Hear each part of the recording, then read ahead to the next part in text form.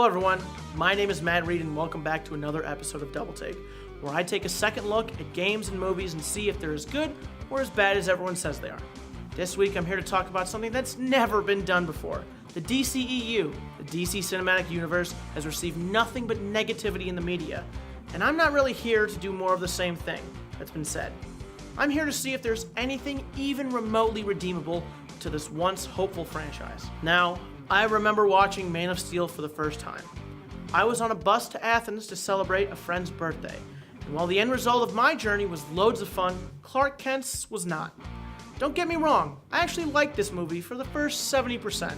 The action was interesting to watch, Zod's entrance is one to be remembered, and even the score was phenomenal. Zack Snyder made sure that his form of grittiness and color scheme was present in this picture, and it doesn't look that bad at all. The main problem is how semi-realistic the movie is shooting for, yet I can't focus on anything but potential human casualties during the huge Metropolis battles. Overall, I just have to give this one a 5 out of 10. The next on our list, by order of release, is the fabled Batman vs Superman, Dawn of Justice.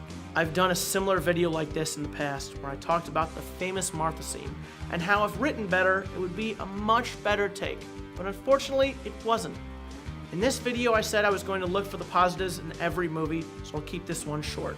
One Punch Man, Spaghetti Warehouse, and rejected Pokemon Evolution.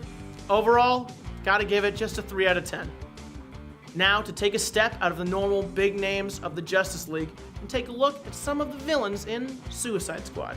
Suicide Squad is an homage to some of DC's most underrated villains, and some aptly rated. When I came out of this the first time, I thought it was a solid 9 out of 10. But over time, I noticed the cracks in, the plot, the characters, the writing, the action, the dialogue, the motivations, the logic, and the visual effects. I think that the one redeemable quality of this movie, the Joker, was overshadowed by the gaudy outfit design and cuts of his scenes and out of the plot altogether.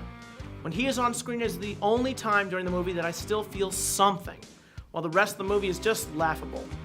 I give this thing a 4 out of 10.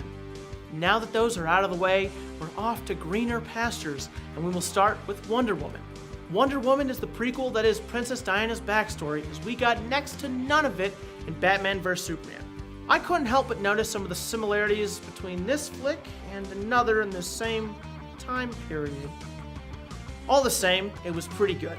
The characters were easy to follow and mostly interesting, the jokes were funny, the visuals were good for the most part, and the action was interesting and pulls me back in time and time again. There were problems with some of the huge plot points, and I had issues with the ending, but I'll let you decide on this one, and I'll give it an honest 8 out of 10. Now, remember how I said that we were in greener pastures?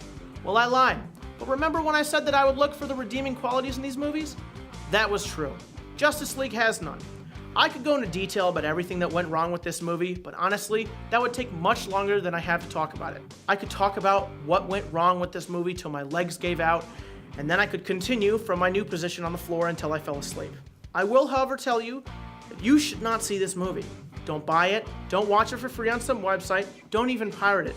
At this point in time, if your friend invites you over to watch Justice League, immediately delete their contact information and get a new friend. I give it a solid 0 out of 10. Now let me take you back. Remember that goofy cartoon of a guy dressed in orange and green riding flying fish? Well, James Wan doesn't, because we got Aquaman last year and it was great. Woo! Sorry. We finally get a more in-depth look at his powers on screen, even though it was his second outing as the hero.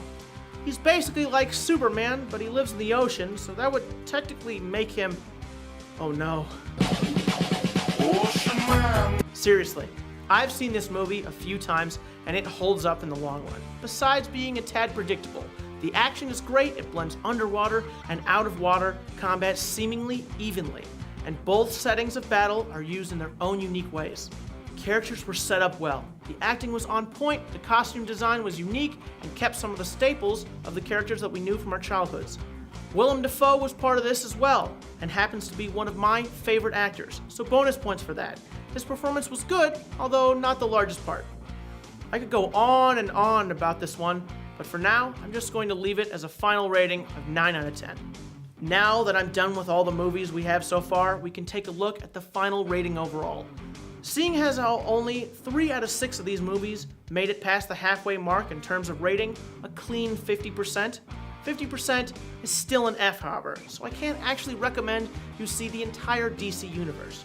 You probably won't be missing out on anything if you don't. I also must recommend that you go see Aquaman. You really don't need to see the other movies to enjoy this one, and it's my favorite on the list so far. Wonder Woman is alright too. If you have something that deserves another look at, be sure to tweet me at ZTV Goofing Off using the hashtag DoubleTake. As always, my name is Matt Reed, and this has been Double Take.